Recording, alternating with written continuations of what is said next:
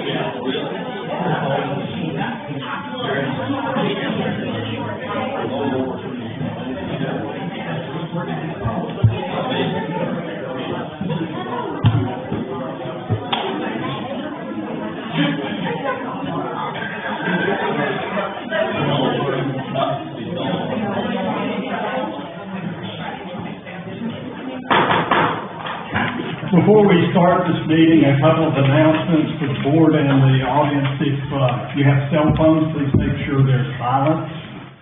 Also, this is our first night of live broadcast, so these microphones are extremely sensitive. So if you want to talk about how we look or act or smell, please don't do it out loud because we'll all be able to hear you. So keep that in mind, that the Even whispers are picked up, so do be careful as far as. We know that. So, having said that, I will call this meeting to order. Get that on. Tonight, our invocation will be done by Commissioner Wilkins and our Pledge of Allegiance by Commissioner Gleason. Commissioner Wilkins. Let us pray. Father God, in the name of Jesus, we thank you for allowing us to gather here this evening. We thank you, O God, for life, for health, and for strength. We thank you, O God, for the manifold blessings that you give us each and every day. We thank you for this board, Father God, who puts the citizens of this city front and center in all that we do. We pray, O God, that you would keep your arms of protection on each one of our citizens and keep them, O God, from all hurt, harm, and danger. We ask now that you would bless every citizen of Granville County, our state, and our nation. And Father, whatever it is they need, that you would grant it. We thank you, O God, and we love you. And it is in the mighty name of Jesus, our Lord, our Savior, and our Redeemer, we pray. Amen. Amen.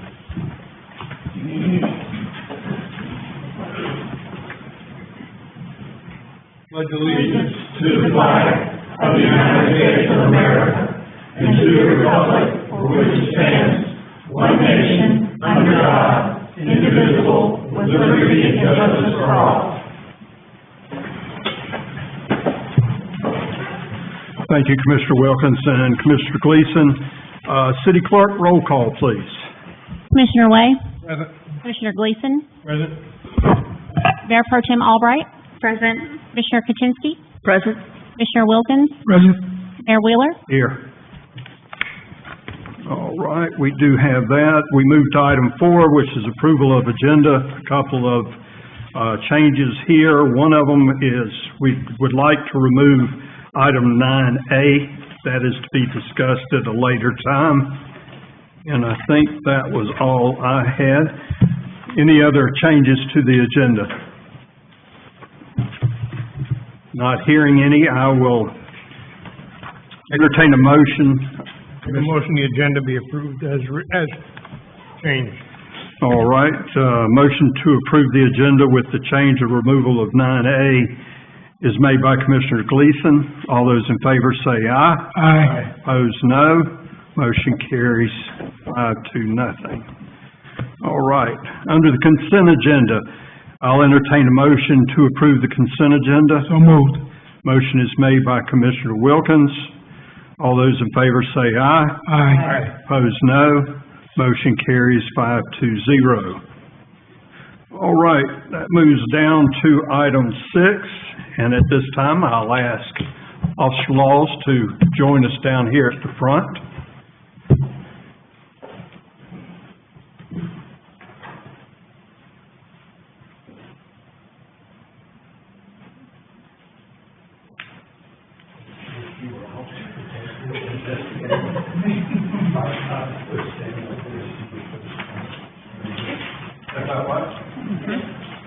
Left hand on the Bible, raise your right hand.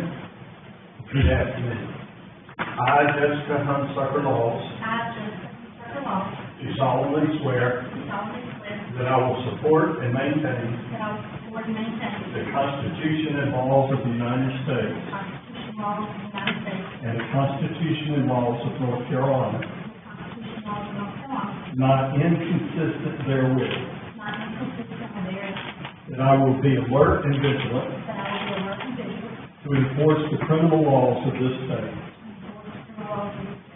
that I will not be influenced in any manner on account of personal bias or prejudice, and that I will faithfully and impartially execute the duties of my office as police officer with the CREEDMOOR Police Department according to the best of my skill, abilities and judgment, so help me God. Congratulations.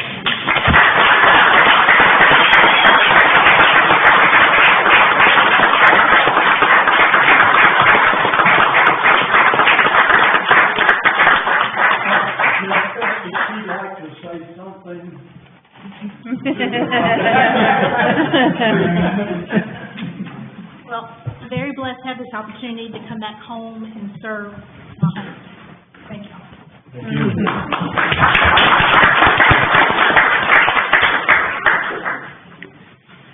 All right, let's see, we're moving down to the 6B. Interim Executive Director of the Granville County Economic Development Office, Audrey Boone. Ms. Boone, welcome to ours. If you will state your name and the position, even though I just said it all, get it on the record. Good evening, everyone. My name is Audrey Boone. I'm currently serving as the Interim Executive Director of the Granville County Economic Development Office.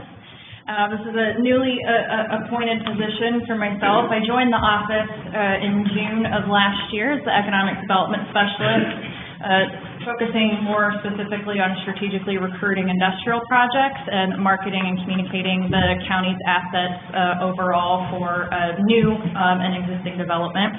I began my economic development career in Texas in 2016. I've held numerous roles in business development, marketing and attraction and recruitment, most recently serving as the Executive Director for the Gainesville Economic Development Corporation, which is north of Dallas in Texas.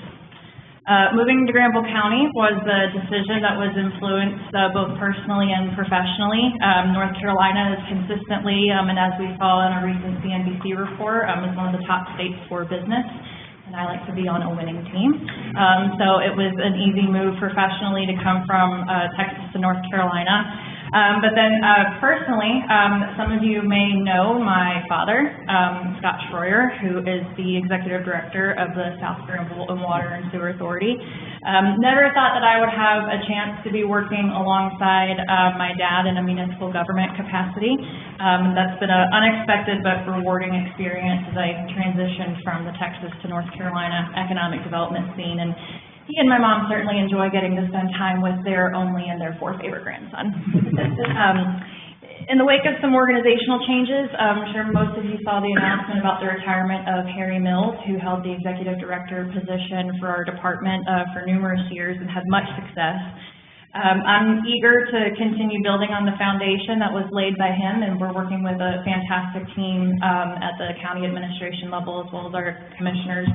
And working in this new role, I'm very committed to working closely with all of our municipal partners to really get a feel for the vision that each municipality has for their own growth and sustainability and how that contributes to the overall economic development success for Granville County.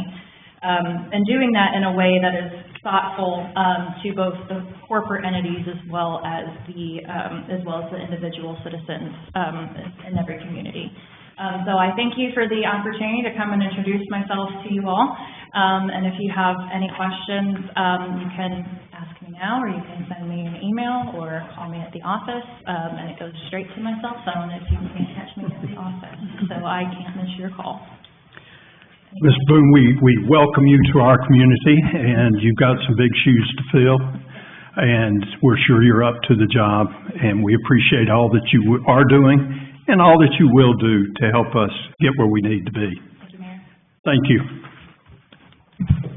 Thank you. Thank you. All right, let's see. 6C is a presentation on Hawley Middle School relocation by Granville County Public School Superintendent, Mr. Stan Winborn. And while Mr. Winborn is coming up, I want to also recognize we have a few members of the school board here and also a member or two of the Granville County Board of Commissioners. So your bosses are watching. Thank you, sir. Well, good evening, Mayor, Commissioners, City Manager. It's good to see you all, and I thank you so much for the invitation.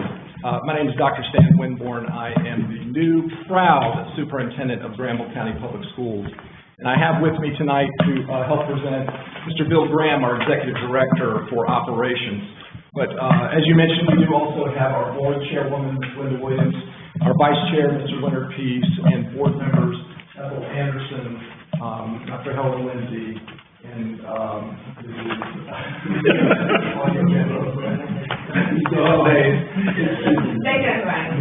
Absolutely. So again, thank you for having me here. I'm excited about this new role, and I'd like to share with you all first, before we get into the discussion about Holly, that my number one priority as superintendent will be to keep the children and our staff safe.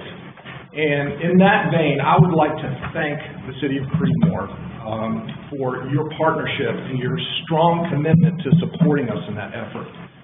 We are so excited about expanding the number of SROs that will be serving our schools in your police department. Chief Willis has been nothing but spectacular to work with. He has continued the strong partnership that was forged with Keith King previously, and just the long track record of support from Creedmoor, so we thank you for that. I'd also like to thank Chief for the upcoming security drills that he's planning in, is it early September, Mr. Graham, I believe? And they're going to be using the South Granville High School campus for that. Excuse me, August, my apologies, August 8th and 10th, I believe. So we've got a facility use agreement hammered out, and they're going to be using the campus that day to do some trainings, some active shooting drills, and just general safety work at our campus. So we're excited about that. But we came here tonight to talk to you about the move, and we're excited. We are happy to announce that we are on track and under budget with the project. It has been quite a large undertaking. We have moved the contents of Creedmoor Elementary School, which are specific mostly to elementary children, and all of those children out of that building, and we've reassigned the students to new attendance zones throughout the southern part of our school district. It's important to note that we also provided those families the opportunity for a second round of choice and transfers, because we realized that this was very disruptive to them. So we held a special sort of secondary round for those families if they wanted to transfer to another school where there was capacity. And we did have many families that took advantage of that. So in addition to sort of the furniture and the curriculum supplies and all of the contents of the building that had to be moved out, we then had to move the contents of Holly Middle School in. And we had to make some adjustments, which Mr. Graham will get into. He'll kind of go down a list of some things that have been done to make that suitable for middle school students, because there is a difference in some of the furniture, plumbing fixtures, et cetera, throughout the building. But in any case, we're excited. We believe that this is going to be a big improvement for those middle school students. The facility is in much better condition. It provides, in most every case, a larger classroom, individual classroom for our students. And we'll be able to offer the same full range of extracurriculars. Many of you may not know this, but we will continue to use the old Hawley campus for most of the athletics for those students. So they will travel by bus back to the old campus where those athletic teams will be competing and practicing. With that, I'm going to turn it over to Mr. Graham, and he's going to run through a couple items, and then we're happy to take any questions that you have. If you'd like for us to go into any more detail about anything, we're here to serve. Thank you. Mr. Graham? Thanks, Dr. Winborn. So, thank you, Commissioners. Thank you, Mayor, for giving us this opportunity to speak with you. And I'll like to begin by saying, Mayor Wheeler, you look great. I'll say that out loud. Thank you, sir. You don't hear people whispering about how you look. And, I appreciate that, but I know they're still whispering. So. Advantage to Turner, you always look younger every day, so I appreciate it. Makes me feel better like you. Audrey, I would like to ask you to tell your dad that we are almost complete with the grease trap installation at Buckington Elementary School. So that's another project that we have ongoing with the school district, and I'm really pleased to say that that's almost done, and just everything else. So there, as Dr. Winborn indicated, there's some details that I'll share with you. I know that you're primarily interested in the document that I gave you a hard copy of, which you already received the email yesterday, but I'm sure that's what your primary interest is. In terms of the progress, the move was completed during the week of July 11th and 17th, and that was a significant undertaking, as you can imagine, and some of you may have seen some of the moving vans up and down 56 and headed out to Raleigh back and forth. In addition to that, there are some sort of side moves that are associated with this larger move.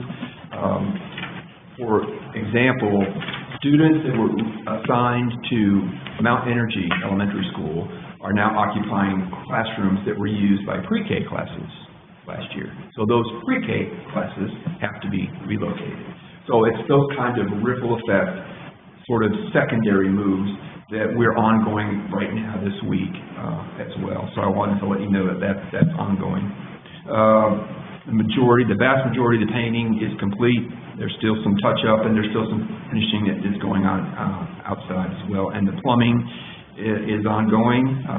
We were very fortunate to have a contractor who's very eager to work with us. They're working very hard to meet the timeline. Updating the sign is a concern. When you drive by and it says CREEDMOOR Elementary, that is, we've contracted with a company in the state that will remake the top of the sign. It will be blue instead of red, and it will have the Folly Hornet and GT Folly at the top instead of CREEDMOOR Elementary. In addition, as you have maybe noticed as you've driven by, there's some site work going on. Carrington Clearing and Grading have been busy trying to help us expand a little bit with some of the pavement for traffic, for the flow, as well as making some improvements. There was a culvert underneath part of that pavement that was just full of roots, as we discovered, and so that had to be replaced. In addition, he is going to be painting, some of the lines on there, so the parents will have a clear path of what they need to follow in the afternoon. It is going to be a little bit complicated, and I would say that the primary challenge is going to be with communication, and I'm happy to say Dr. Chisnell, the principal of Holly, has done an excellent job of communicating with his folks, and will continue to do so as we go forward. So we will be, starting with this evening, we'll be communicating some very important things. So that's a little bit of an overview of things. I wish I could tell you that we're ready to move in like tomorrow morning. We're not quite, but we're very close, and I'm really pleased. Sort of by the way, Amanda Dixon toured today and was taking pictures, and I was encouraged to hear her say, well, you're a lot farther along than I thought you would be, so that was good, but I'm not sure where she thought we would be. Maybe she was thinking we would fail, so anyway, Amanda and I, we go way back, and she's a good friend. I was glad to hear that. To the document that you got from Department of Transportation, the significant change, and what my main concern regarding this group is how is this going to affect you guys? And so the bottom line is what this means going forward is that the decision was that it would be a right turn in and a right turn out only. And that will, to me, I was very pleased with that decision because that will, in my thinking, will minimize the impact for you all. So 56 will still run smoothly. There won't be a line backing up waiting to make a left turn into that school area. Now, who it will impact significantly is our community, the Hawley community, because those folks are going to have to work on managing a route that will allow them to make that right turn into the campus, and then as they leave, they have to make a right turn, and so if they're headed east, they have to make a right turn out and then navigate their way back headed east and so forth. So for the school community, it's going to be, a rather significant adjustment. But Dr. Chisnell, myself, and Dr. Ham are meeting tomorrow morning to hammer out, okay, how are we going to communicate this? A wise person shared with me, they thought Dr. Ham would be good to put out there in direct traffic, and that might solve the problem, but anyway, we're ready to go. I would also like to remind you that one thing about this is that we're going from 3 schools here to 2. So we reduced the number of schools. So on the one hand, it may seem like, there's a lot of activity and, there's been an impact, right here, but we reduced, like that Holly is now not there, so that traffic has been removed. So I just wanted to bring that to your attention. Having said that, I am glad to have all questions go to Dr. Winborn. Taken. Sorry. No, I just want to reiterate, we thank you for the opportunity to share information and answer questions. And all joking aside, I will do my best I may not be able to answer them, but I'm going to write them down and get answers to you as soon as I can, okay? So, Interject into that. absolutely. Before we take questions, maybe you speak briefly about the turn lane that we just received information about. Correct. Thank you. That's hot off the press. Yes, it is hot off the press. So you notice that the handout that you got, the email, was dated yesterday. So, and I talked to Kimberly Hinton yesterday afternoon, about, what does this mean? Help me get my head wrapped around this. And I, believe it or not, this morning, dropped in at CREEDMOOR and was delighted to see a DOT truck there. Because I thought that Bill Graham was going to be out at 56 at 3 in the morning, screwing down these flexible bollards in the middle of the road. So I'm glad to see that they're there. But the plan is that the immediate way to deal with this, to try to help folks with their traffic, is to put those flexible bollards, think Chick-fil-A, that would be a sort of a continuation of the double line on 56. There's a separation there that will dissuade people from making that turn. Now, how somebody on a Saturday night that's feeling kind of rare and decides they want to take their pickup truck down the middle of those, how that's going to play out, we'll see. But that is where we have, as a, quote, temporary solution, and the permanent solution is to add a right turn lane on the campus side of 56 and they'll expand it and widen it and put that turn lane in, and that will help a great deal, right? And instead of the flexible bollards, they'll put in a concrete sort of barrier a little lower. That's the plan right now that we have going forward. So I hope that addresses that. Dr. Winborn, did you have something else you wanted to say before I? No, sir, we're happy to take questions. Okay. Mr. Way, any questions? I give the bollards 3 days. Not necessarily somebody in the middle of the night, just the amount of folks that go up and down that road. But I have no questions. Mayor Pro Tem. Hello, thank you for being here. I live on 56. I live in Sotheby's. So this will affect me. I wasn't lucky enough to come to the meeting to voice my opinion on what I thought about the turning in and the turning out. I don't know about the bollards. I don't know if they'll work or not. But I did see in the email that you sent, I think from yesterday, that there was going to be a triangle in the middle that only allows people to go out of the school and to come in. Is that correct? And then are those bollards going to be in the center of, like, where people cross the street from the sidewalk to the school side? It'll be from that crossing. Yeah. Not in, where the crossing is from that front forward. Okay. So how do people come east from town to get into the school? If you're going east, like if you were going towards Sotheby subdivision, if you were coming through Creedmoor, Main Street, and then you turn right to go on to 56. So how are you going to get into that's one of my questions. I have a couple others. So currently that would mean a rerouting, back up and back around Crescent Drive, or I'm not sure of all the names of the streets, but this way and back up past the old Holly campus. School Road. Yeah. A loop around. Because then that's going to throw more, it's going to just continue the flow. So instead of me getting on 56 and going in and coming to 15 and going to Duke University, that means like I'm going to get caught up in all that traffic for whatever time of day. So anyway, to that. So is there a staggered time, or are we sharing buses with other schools? And is there enough drivers? That's my next question. At this point, there is. Dr. Hammond is working on, the final plan for that, but there is a staggered time between South Granville High School and Holly. Okay. 30 minutes staggered time. 30 minutes. Yeah. Do we have enough bus drivers for the year for those 3 schools, 4 schools? As of the last email I saw this afternoon, we were okay, we're working on the what ifs. You know, what if somebody is not able to drive? Right. And let's That is also assuming all of those drivers complete their training. Because we had some new hires, they had to go through their CDL training. So we're planning on them successfully completing it. Right, and I think the email that you sent us also said that the triangle does not go in until next year. Is that what that said too? Okay. There will be only a triangle of bottom. Right, okay, all right, thank you. Great question. Commissioner Gleason.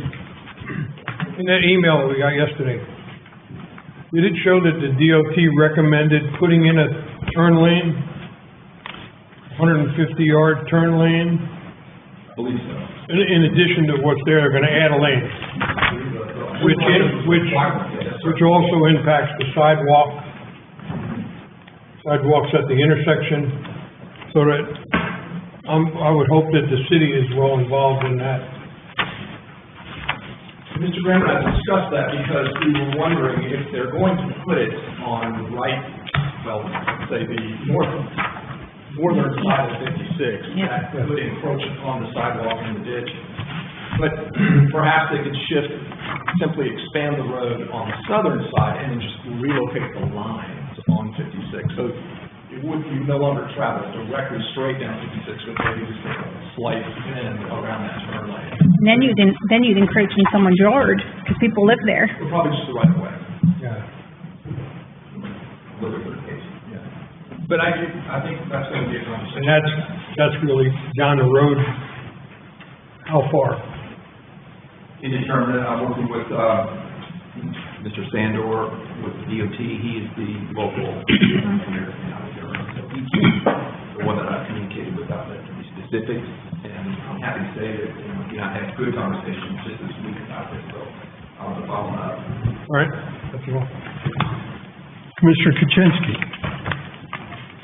We've come a long way since March. When the city met with the DOT and the school, and Mr. Sandor and I have spoken. Mr. Frangos, if I could ask you a question, how far off the road does that ditch drop? It's probably 3 feet, isn't it? Yeah, there's a significant change of grade there on the north side. Maybe they're planning about shifting it to the south to be a better alternative. Okay. Well, I just hope that whenever we can have another one of those get-togethers with the city and you and the DOT, so that we can all put our heads together and make sure, because our concern is for not impacting our citizens who have to go to work in the morning. And I think we've worked out a really good plan as best we can for right now in the short period of time. I think the bollards will lose also, but you know what? That's what the DOT does. They'll put it back out there. It's okay.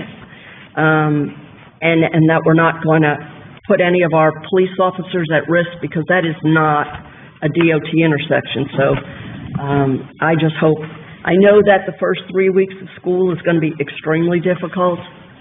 I'm sorry that we can't get that island in there before school starts. I wish we could get it in this year, maybe if we could do it at the midwinter break or whatever we can do. And I will reach out to Mr. Sandor, probably in the next few days to see if there's anything I can suggest. But I'm glad we came off the original plan and we have a new one, and we're all going to try and stay as positive as we can until we get through it. Mr. Wilkins. We're going to be hopeful and prayerful that everything will run smoothly. So Gentlemen, thank you very much for the hard work that we know you've done, and we appreciate all the attention to detail to make this easier on our citizens as well as the students and the teachers and things at school. So God bless you and God help you. Thank you, Mayor. Thank you. And I will just say once again, thank you for all of your support of our schools, and please call on us if there's anything we can do for you. Thank you. Thank you. You are getting a great officer in Officer Wallace, I'll tell you that. We know that. Yeah, absolutely know that. Firsthand. All right, we move to 6D, recognition of Juneteenth essay winner Landon Williams. Cheyenne's here. Cheyenne? I thought that was her. Sure.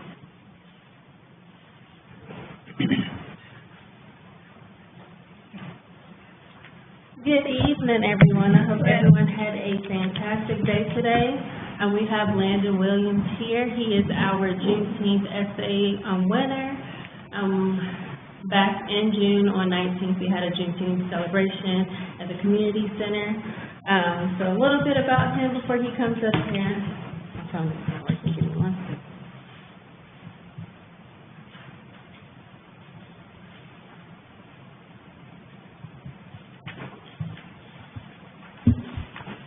Okay, Landon Williams is the son of Joseph and Christy Williams. He is the older brother and role model to Jason Williams. He is a rising sixth grader at Falls Lake Academy, where he has maintained a B honor roll. Landon loves to play basketball and is an avid gamer. He is known for his kindness and compassionate demeanor. I'm welcoming Landon Williams up.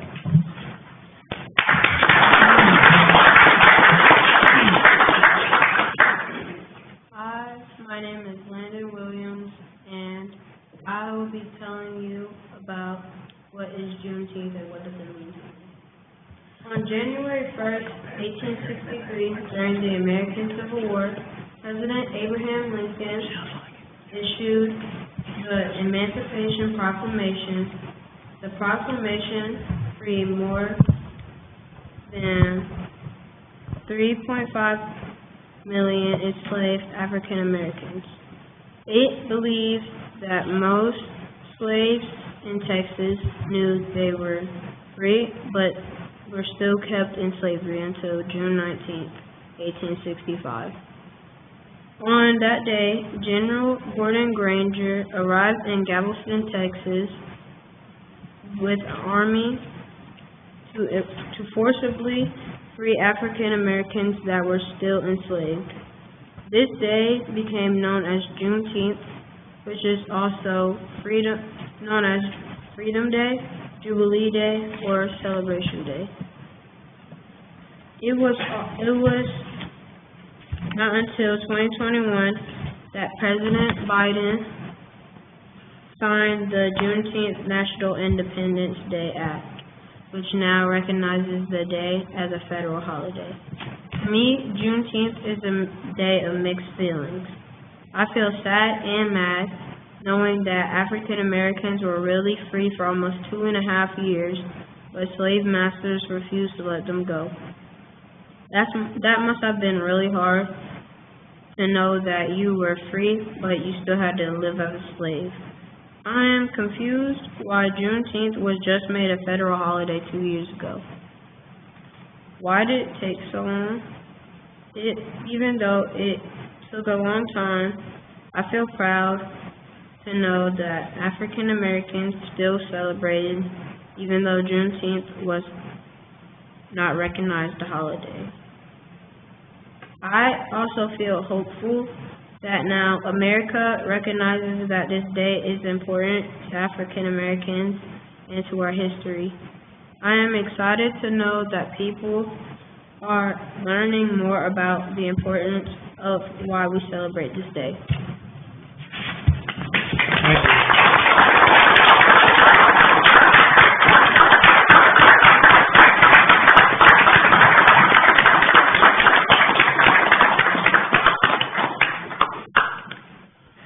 Mr. Mayor? Yes, sir. I see the gentleman in the back's got your shirt on there. Yeah, I was going to recognize him. Landon, that was an excellent speech, and we appreciate you doing such a fine job of bringing that to our attention and your involvement with it. You will be a fine, upstanding citizen, and I can tell that even now in the 6th grade. Feel comfortable in telling you that if there's ever anything we can do for you, to let us know. Again, thank you for your excellent report. Good.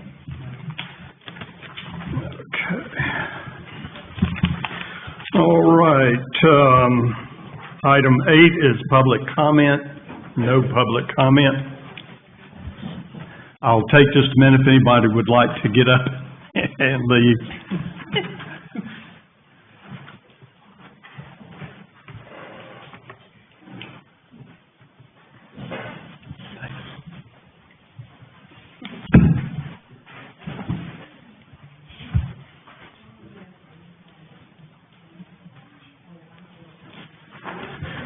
All right.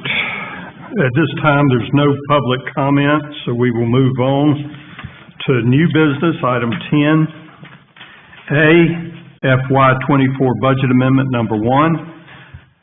Our new Finance Director. Hello.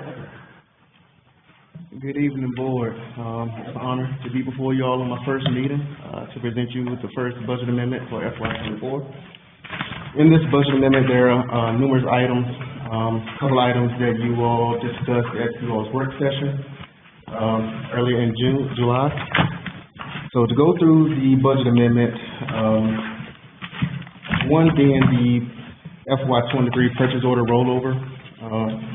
The total amount of that rollover from FY '23 into FY '24 that will need fund balance appropriated, that total is $139,123. There's a capital project that was finished back in FY '22, but at the completion of the project, after the completion, bills came in for later fees that were billed to the city, which caused the project to go over budget. So in order to close out that project and to make it in balance, to be able to close, $42,829 is needed from the general fund balance to transfer to the capital project fund to make that project in balance in order to close it out, which I will present to you all at the next meeting to close out that project. So in that amendment, there's a two accounting process where you have to recognize the fund balance appropriated from general fund and the expense account in the general fund, and also recognizing the revenue and expense account in that capital projects fund. Also in this amendment is two grants that you all discussed at your July work session. One being the mini grant for $7,925, and the other one is the TDA grant for $20,100. Also, another grant received for $600 for Cheyenne's training.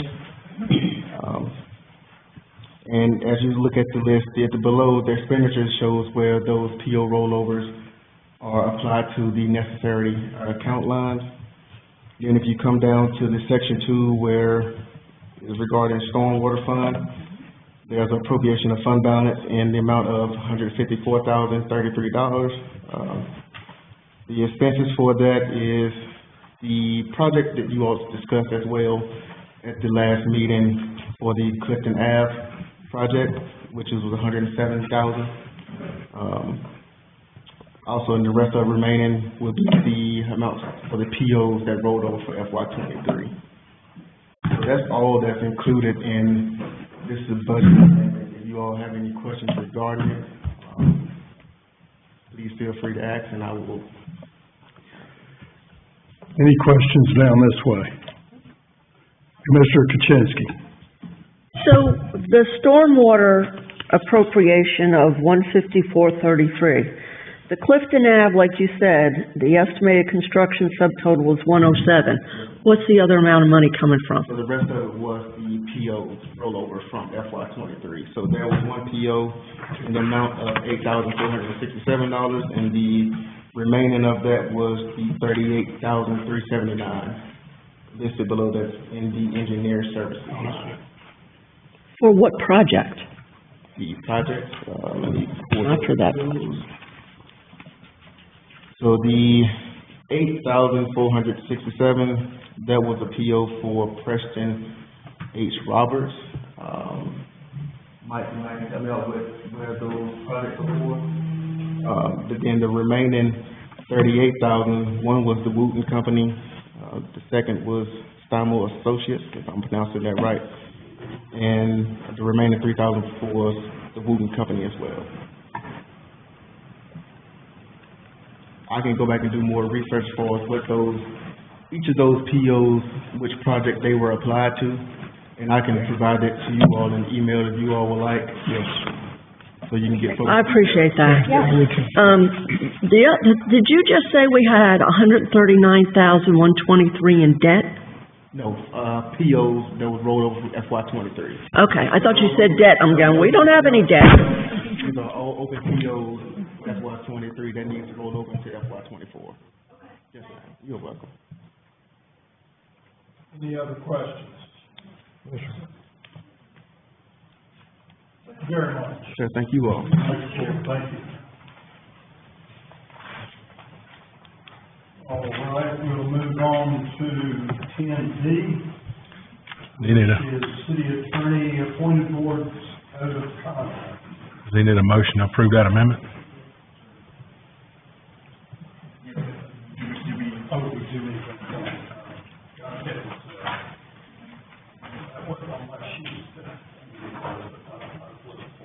All right, request a motion on the previous budget amendment. Motion to approve is made by Commissioner Wilkins.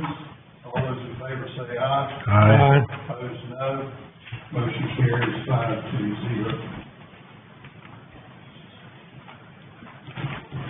All right, now we can move to 10B. City Attorney. All right, so as you all may recall, a few months back, we discussed the concept of preparing an appointed board's code of conduct. This would be a code of conduct that would apply to and govern the conduct of all the city's appointed boards, from the planning board to the board of adjustment to involve various other appointed boards and committees that perform work on behalf of the city. So you have in front of you a paper draft. This is we've exchanged emails about this over the last several days. This is the V4 draft. It includes all of the most updated changes. I think most significantly, the biggest changes came after Mr. Francis pointed out some language in the conflict of interest and the commissioner liaison section that could be construed as permitting the commissioner liaison and this board to sort of direct the conduct or direct a specific outcome from certain appointed boards. And as a practical matter,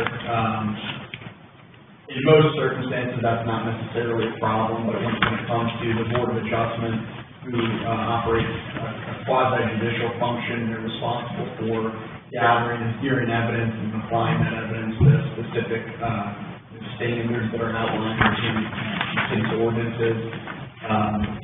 Having a commissioner liaison or this board direct a specific outcome would be unlawful. And so I made that change, and then I also added,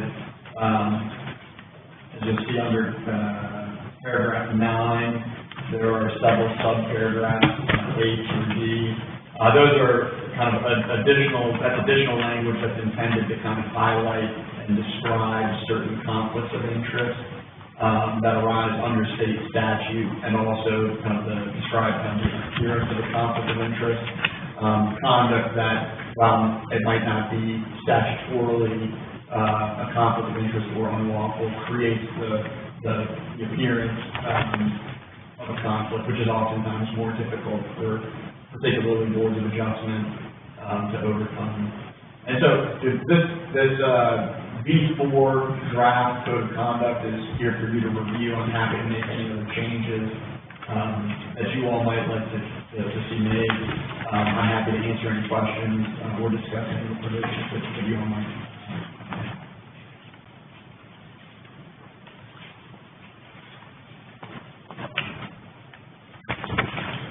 Any questions? Mr. Chachinsky. So Kevin, I know I sent you an email about the responsibility for attending meetings. And what my concern with that is that our CPRC board not only has a meeting every month, but a lot of times they don't go to the meeting, but they help with the music festival or a parade and stuff like that. And I was wondering, is there any way we can put language in here that says their volunteer time can count towards it? Well, the board can do, what the board. Oh, God, I hate it when he says that. I knew eventually we'd hear that. I would suggest, though, not doing that, and the reason I suggest that is because, if these volunteer events are not, kind of formal, meetings of a public body under North Carolina's open meeting law, then we get into kind of a difficult, situation, trying to parse out, what is formally attendance at a meeting versus what is participation in a volunteer event.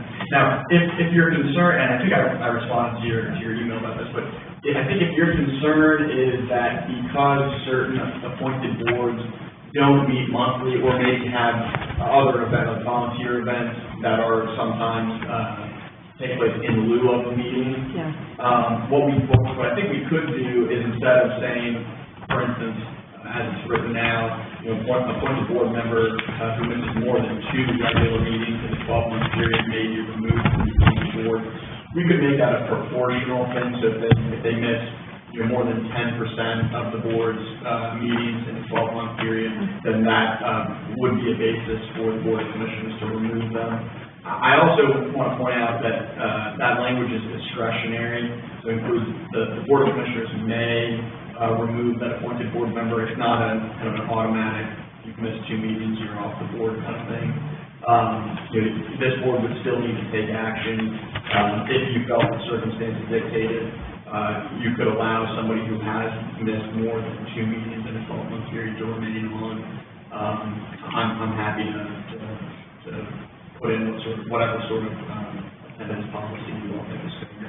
Well, I don't want to conflict with our application statement that says, if you apply for this board, we expect you attend 85% of the meetings.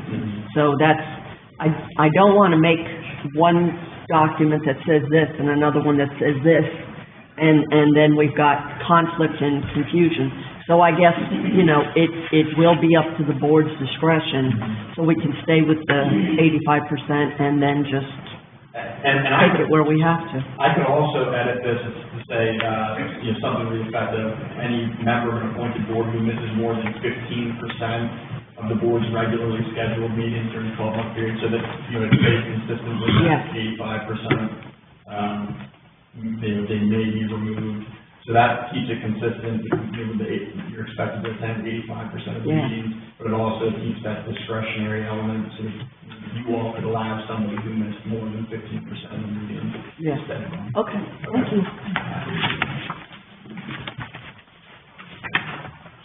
Any questions? The only thing I have, as long as the word may is in there, because you have a board member that's ill for 3 months or whatever, we certainly wouldn't want to remove it from her the board. And the policy is still, they serve at the pleasure of the board. So, okay. Anything else? Mayor Pro Tem. Kevin, do they sign these? Like when they fill out their application, do they sign these like at work we sign papers to say that we've read them and understand them? Can you not do something like that? I mean, just to say, that they have read over these and they know they're... We certainly could do that. I don't want to add other administrative steps for staff who will have to be responsible then for printing and gathering copies from the appointed boards and keeping them on file. But it's certainly something that we could do if this board feels that would be helpful. Couldn't that be part of the application process? And the application that they sign would also include that language that they have read this, and that way we're not doing it as a total separate. And you can also just keep the last sheet of it, if you wanted to do that. I like that. We can certainly do that. Okay, any other questions? Not hearing any, I will entertain a motion to approve the draft, if that is from this board and city attorney is good with that. Yeah, I think I would just request that the motion be to approve subject to the amendments that we discussed here. So moved. Motion is made by Commissioner Kuczynski. Any further discussion? Not hearing any, all those in favor say aye. Aye. Opposed, no. Motion carries 5-0. All right, let's move on to city traffic schedule update. Chief Wheeler. Good evening, Mr. Mayor, Mayor Pro Tem, members of the board. Good evening, Chief. Following the recent change to the speed limit in Whitehall, from 25 to 15 miles an hour at the direction of the manager,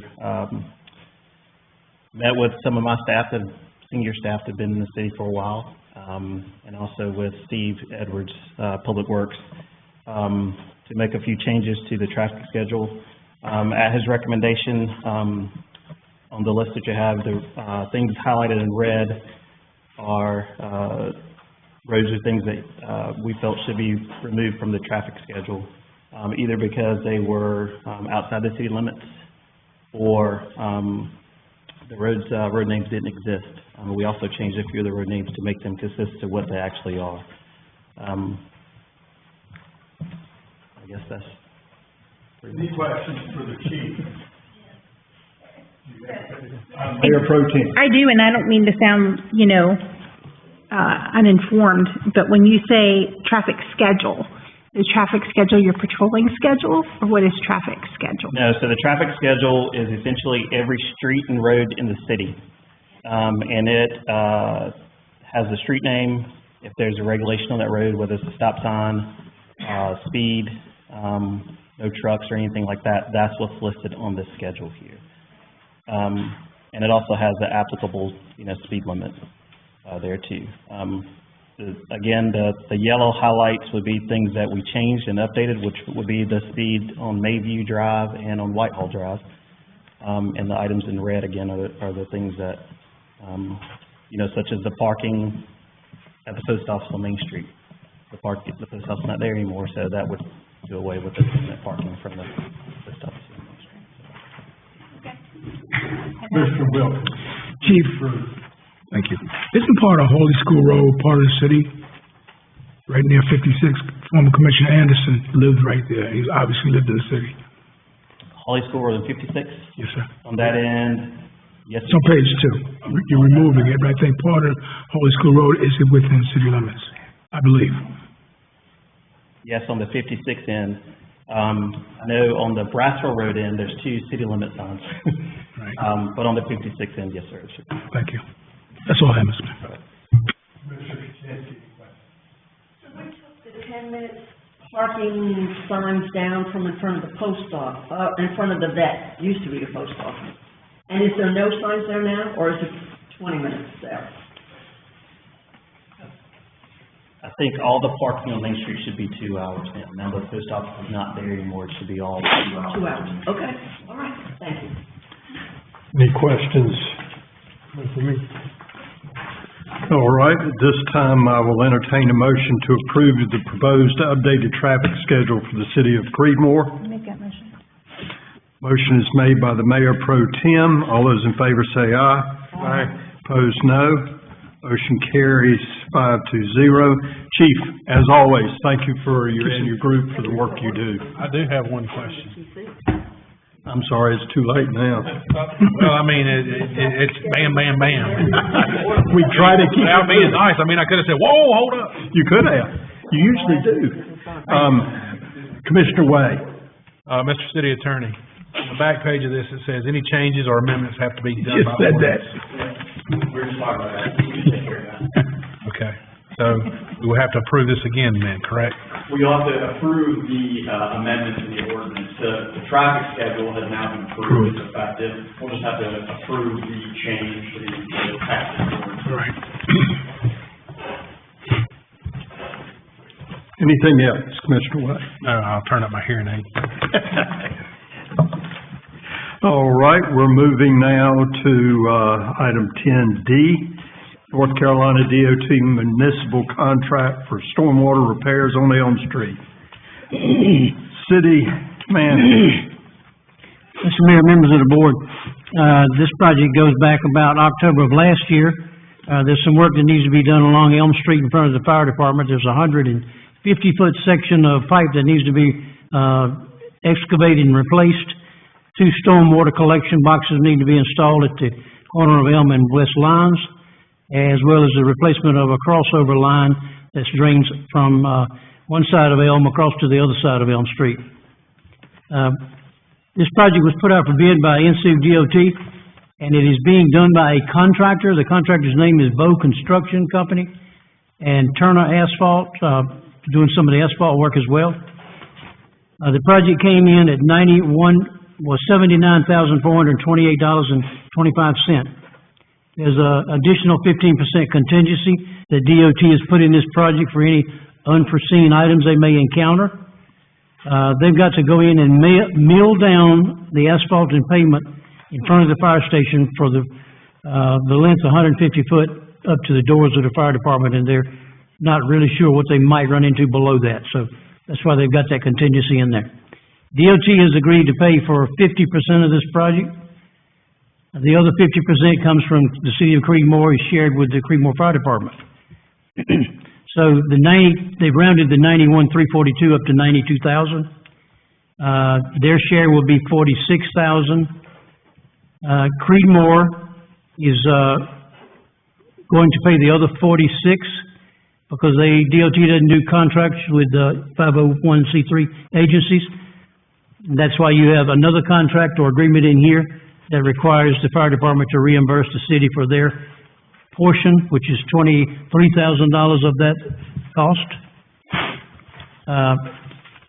And there are, I would say, 2 separate motions that need to be made. One to approve the DOT Creedmoor contract, and the other one is a reimbursement maintenance agreement between the city of Creedmoor and the Creedmoor Volunteer Fire Department.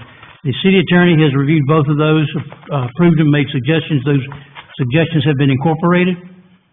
And then whether the board wants to authorize the mayor or the city manager to execute these agreements on behalf of the board. So if you have questions, I'll be glad to take those. Mr. Kaczynski.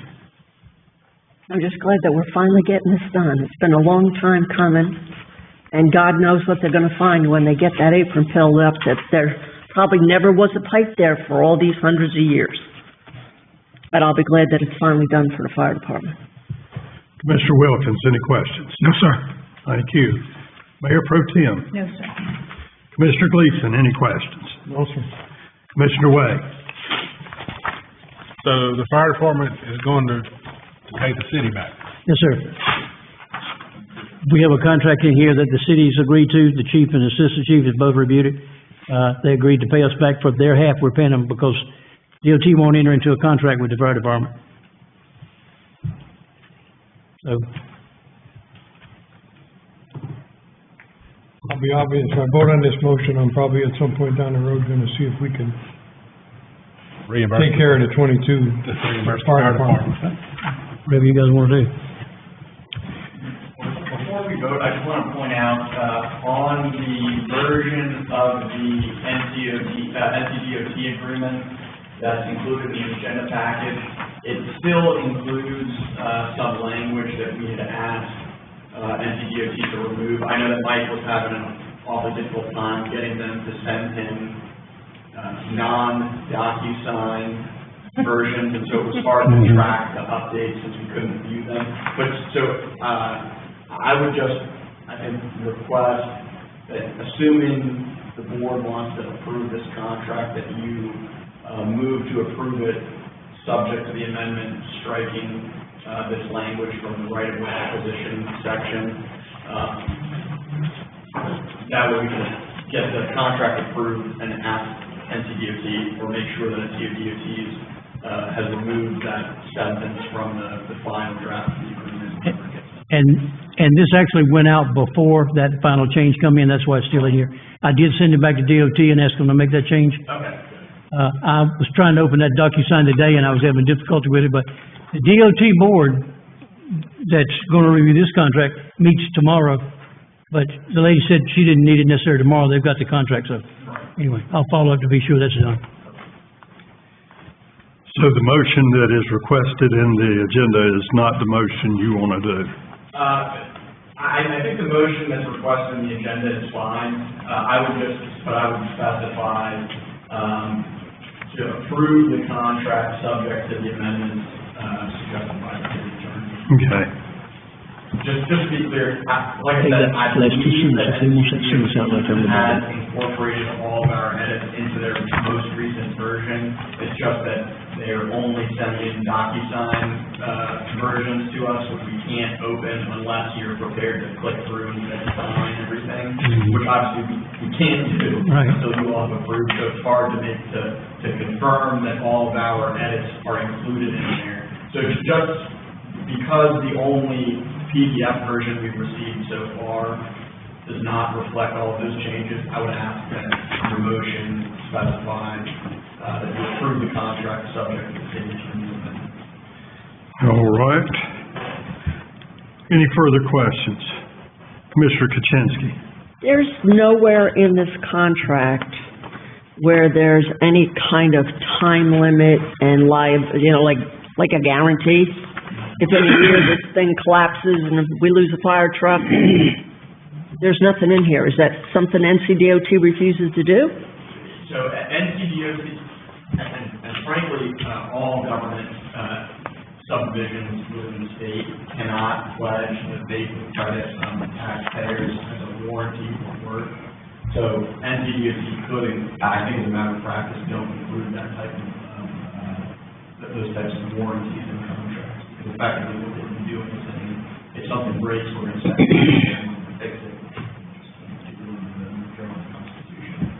Don't they have some sort of agreement with Turner Asphalt that this job will be done properly and? I'm sure that NCDOT has their own agreement in place with the contractors who will be performing the work. We would hope that it includes some sort of warranty.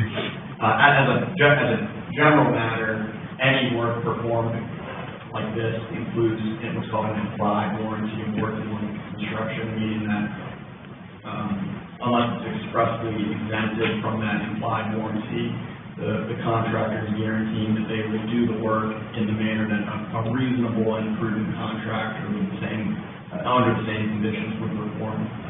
So there is, at the very least, that implied warranty. Because I'm just trying to determine that the liability for any failure on this afterwards would go to DOT because they hired the contractor and not come after the city. Right, so this is just a funding agreement. Okay. The city is not the responsible party. Okay. The city just agrees It's just for funding. Pay NCDOT for it. Okay. I would like to add, the project is scheduled to start on August the 14th and take 2 to 3 weeks. They're going to close down Elm Street from Hillsborough down to West Line Street. So that section will be closed. They've made arrangements with the fire department in case it affects their apparatus. Well, the fire department's gonna park trucks elsewhere during this work, from behind the station, several other locations. Yes, sir. Any other questions? I make a motion to authorize the mayor and the city manager to execute both agreements on behalf of the Board of Commissioners. All right, let's see. The actual is or, mayor or city manager, not both. Got to have it right. Are we both going to have to say? Well, we want to make sure that we include the language that Kevin has stated. I authorize the mayor or the city manager to execute both agreements on behalf of the Board of Commissioners. With the amendments, subject to the amendments of the city attorney. Okay. Now, this is, I'm just trying to, the motion that she has made, that just covers our contract with the DOT, is that correct? And we have to do a second motion on the fire department, or can we do it all at once? We can do it all as one. Okay. And I believe that motion covers both agreements. Okay. Just one vote. Okay, sounds good to me. All right, the motion is made by Commissioner Kuczynski. All those in favor say aye. Aye. Opposed, no. Motion carries 5-0. All right. We move to item 11, discussion items, and not seeing any, we go to 12, which is the city manager's report. Mr. Mayor, in addition to the department heads' reports that's included in the package this evening, I've got several other items I'd like to bring your attention. Pivotal Audio Video has completed the upgrade to the boardroom, and a test on the system was very successful at your last meeting. I hope everyone had a chance to view that video. It's exceptional TV quality. Item number 2, following the July 17th attack on a county employee in Oxford, Chief Willis and I reviewed North Carolina General Statutes 14-415 and the Creedmoor City Ordinance 9212, along with our current building signage to ensure that we're up to date on our signage. Our signs had no weapons allowed, or firearms. So we have ordered some new signs that say no firearms or weapons permitted on this property that will be posted on all city properties by tomorrow afternoon. This is just a view of the decal or sticker that's going on all the doors and entrances. So it doesn't just specify weapons, firearms, but also other kinds of deadly force items. But I thank the chief for helping me along with that and getting those things ordered. Thursday, July the 27th, I attended a quarterly Carter County City-County Managers meeting in Warrenton, hosted by the Warren County Manager, Vincent Jones. The next quarter's meeting will be hosted in Person County by the Manager, Kathy. Friday afternoon, I received a draft interlocal agreement between Granville County and the City of Creedmoor for shared grant writing services from the City Attorney for review. That draft is now in the County Manager's office for their review and comment back to the City.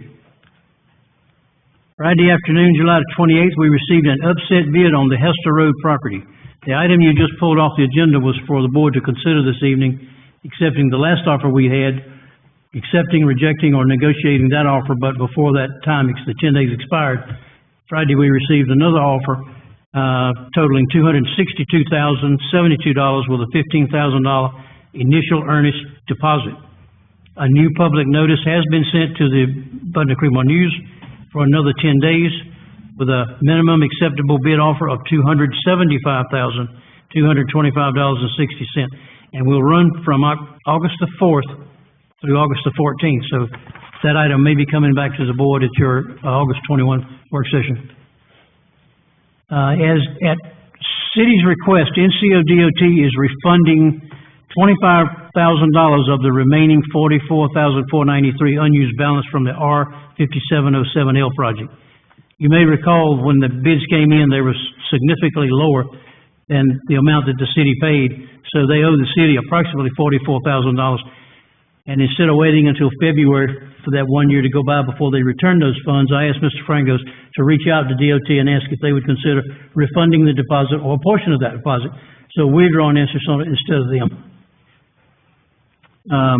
And whatever the remaining balance will be, and they told us the check was in the mail, but whatever the remaining balance is, will be due in February of '24.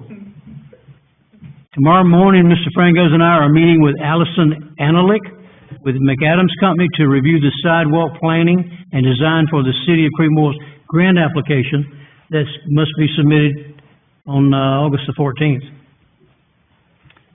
3 tables have been reserved for the annual Crime Stopper banquet on Tuesday, October 24th, 1 for the Creedmoor Police Department for 8, and 2 tables for elected officials and staff. We had a total of 12, so there's 4 extra seats if more police officers or their spouses would like to attend. At 3 o'clock today, I met with Ms. Maggie Smoke Brummett. She's a physician's liaison with the Granville Health System and a member of the South Granville Athletic Association to give her a tour of the community center. The SGAA is interested in renting our facilities for sports activities for youth ages 4 to 14, so we provided her a copy of our rate and fee schedule, and we'll wait to hear back from her on what portion of our facility can be used. And lastly, I received confirmation this afternoon that the American Red Cross will be offering a CPR class, a first aid class, and an AED class for citizens at the Creedmoor Community Center on Monday, March 18, 2024, from 5:30 until 7:45 on a first-come, first basis, and more details will come. Chris is on vacation this week, but when he got this message from the Red Cross, he went ahead and told me about it, so I thought I'd share it with y'all tonight. Subject to any questions the board has, that concludes my comments. Any questions for the city manager? Yes, sir. Job well done. All right, we move to 13, which is Sigwasa report.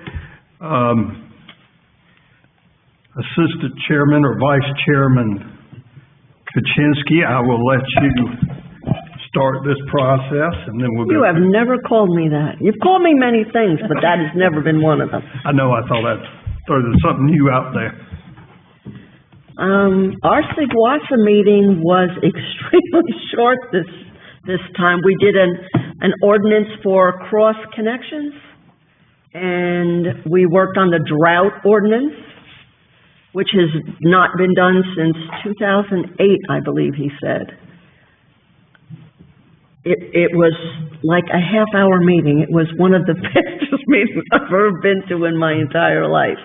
But I understand Mr. Turner had an opportunity to tour the Sigwasa office and saw the new lobby design that our Public Information Officer and Secretary has designed, and I'm hoping that maybe we could do the same thing here going forward and maybe modernize our lobby just a little bit, because I don't think it's been done for 300 years. I don't know. But I know the modernization that they did there was only $2,000, and it looks amazing. So I'm hoping that if we can't build a whole new building, maybe we can update this one a little bit and start with the lobby. That's all I got. Commissioner Way, anything you'd like to add for Sigwasa? Send his director, Career, send out his manager's report. I will forward to all board members for your review. Thanks, sir. All right, we move on to Commissioner's report. First. Commissioner Wilkins. Thank you, sir. On Wednesday afternoon, July the 12th, Commissioner Kaczynski and myself met with Mr. Turner, Steve Edwards, our Public Works Director, Carl Barkley, our Engineer, and Chris Horrigan, our Recreation Director. And we discussed the logistics and materials for the reverend flags we would like to display beginning at the Community Center and eventually expanding to Main Street on NC 56. At that meeting, we discussed the Veterans Memorial, and Steve Edwards introduced us to a new flag design, which was later received warmly by the committee. These flags will be purchased by the public, honoring their loved ones who served in the military. They would be displayed seasonally, and the maintenance and storage of these flags would be the responsibility of the Public Works. Later that evening, we held our regular Veterans Committee meeting at the CREEDMOOR Community Center. At that meeting, we were able to get an additional 3 volunteers to join the committee, and pending acceptance of the application will bring our total membership to 6. Additionally, our Recreation Director, Chris Horrigan, walked the field of the Community Center and showed us what he felt would be a better location for the Veterans Memorial, which we also agreed with. Mr. City Manager, please thank Chris for us. Also, for the public, please thank Steve, Carl, who is here, for their outstanding efforts. On Thursday evening, July 12th, I attended the Granville County Sheriff's Community Advisory Board meeting at the Sheriff's Department. We discussed how the Sheriff's Department can continue to serve the community, and that the chaplains are now teaching Bible study to the inmates twice a week, which will hopefully have a positive effect on their lives. That's all I have. Thank you, Commissioner Wilkins. One quick question for you is, where was the new location? Top of the hill, right by when you come in, the old concession stand, right there. Okay. Kind of where overlook the field. Mm-hmm. Thank you, sir. Commissioner Kaczynski. Thank you, Mr. Mayor. It's been a while since we did commissioner reports. I have attended CAMPO meetings and UNERBA meetings. I was excited to attend Coffee with a Cop and to see it come back and to do it at Finch's. It was a great turnout, and people were very happy. I understand that they then went over to the senior center and scared the seniors who were playing bingo and thought they were under arrest for gambling. But that was not the case, and the chief was the chief and the police department were so well welcomed, they've been invited to come back. I attended the veterans meeting, as Mr. Wilkins said, Commissioner Wilkins said, Sigwasa meetings. I was present at the Winborn swearing in, which was extremely well attended. Went to the CPRC picnic down at Lake Rogers, which was a lot of fun, good food, and we had a good time. Met the new town manager of Butner, and am looking forward to keeping busy as we go forward.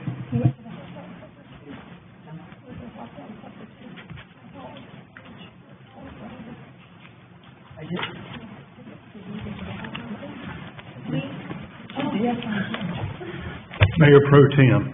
I've been kind of a slacker, sorry. I really haven't had anything, to attend. My Greenways meeting was canceled, for this month. And, but I did with, Commissioner Gleason and Commissioner Kaczynski, we attended, one of the chief and the police department's, hot dog gatherings. And, that was very fun. We had a great time. We were sweating, but we had a great time. And you did too. And the mayor was there too. Okay. Yeah, that's it, yeah. Okay. Commissioner Gleason. I attended a session from the UNC School of Government on engaging the community in public issues. It was very interesting, very well attended across the state. It's thought that I'm going to request that at our next work session, we put the idea of go.gov back on the agenda so I can discuss it a little more. I attended the July 26th DEI committee meeting.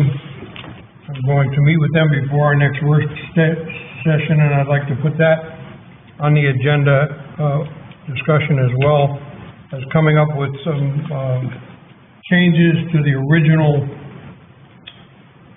creating of the board from a commission to a advisory board, and also come up with a set of guidelines as what we expect from the board and what the board expects from us. And I'll bring that back to our meeting on the 21st, I believe it is. Yes, sir.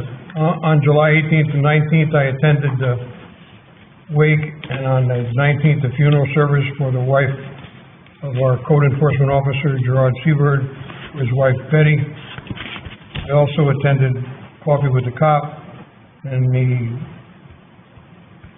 neighborhood picnic at the Holly Creek Apartments. That's it. Thank you, sir. Commissioner Way. Well, since it has been a while, I attended our joint fireworks with the wonderful storm monsoon, mudslide, just all around great time. And once the weather did clear, the fireworks were spectacular. Also worked with the city manager on an issue in Davenport subdivision for drainage. We were able to get resolved for one of our homeowners in that location there. And that's about it. Thank you, sir. I have two things. I attended the Holly Creek Apartments hot dog that apparently wasn't noticeable enough that anybody knew I was there, but I was. Yesterday, I had a meeting with TV station WTVD on economic development. They wanted the mayor's opinion on economic development in CREEDMOOR. They also wanted to speak to some of the merchants, but the merchants I went and talked to didn't want to speak to them. So I'm not sure they got, I told them I could get them a meeting with the pharmacist at the drugstore, but they weren't interested in that. It went real well. I guess they'll edit it out, and I tell them like I do Amanda with the newspaper, just don't make me look stupid and you'll be all right. And the third thing is we had a bit of excitement with the CREEDMOOR influx of 1,000 immigrants, and the state was going to provide them housing in the CREEDMOOR area, which quickly got our attention. Turns out it's the CREEDMOOR Psychiatric Hospital in New York that they are sending these 1,000 immigrants and providing housing. So we were scrambling for a little while. I got a call from the newspaper wanting to know, did we know anything about it? And I'm too old to get scared like that. So anyway, if you hear anybody say, I heard this, that's really what it was. Do we have a closed session? Okay, before we go into that, Commissioner, did you have anything you would like to say to the board? Happy to be here. Board of Education member, do you have anything you would like to say? So I'm just gonna let you guys know that, we are working on CREEDMOOR, the moving Holly. And I've actually discussed this with my administration. I'm also the, Friends of Holly PTO vice chair, so I'm not just a board member, I'm a parent. And we're thinking of planning, maybe like a community day before open house this year. There's a little bit of, like beautification type stuff that we'd like to do, and when I get the specifics, I'll send that to, Mr. Turner, because I'd love to invite our commissioners and our mayor, our police department, who's so involved in the community, you know, anybody that wants to come out and give a helping hand, we would really appreciate that. Thank you. All right, is there anything else we need to bring before the board before we go into closed session? Not hearing anything, I will entertain a motion to go into closed session. So moved. Motion's made by Commissioner Gleason. All those in favor say aye. Aye. Opposed, no. Motion carries. Closed session. Thank you all for attending. I'm sorry y'all didn't get here enough to see the real action.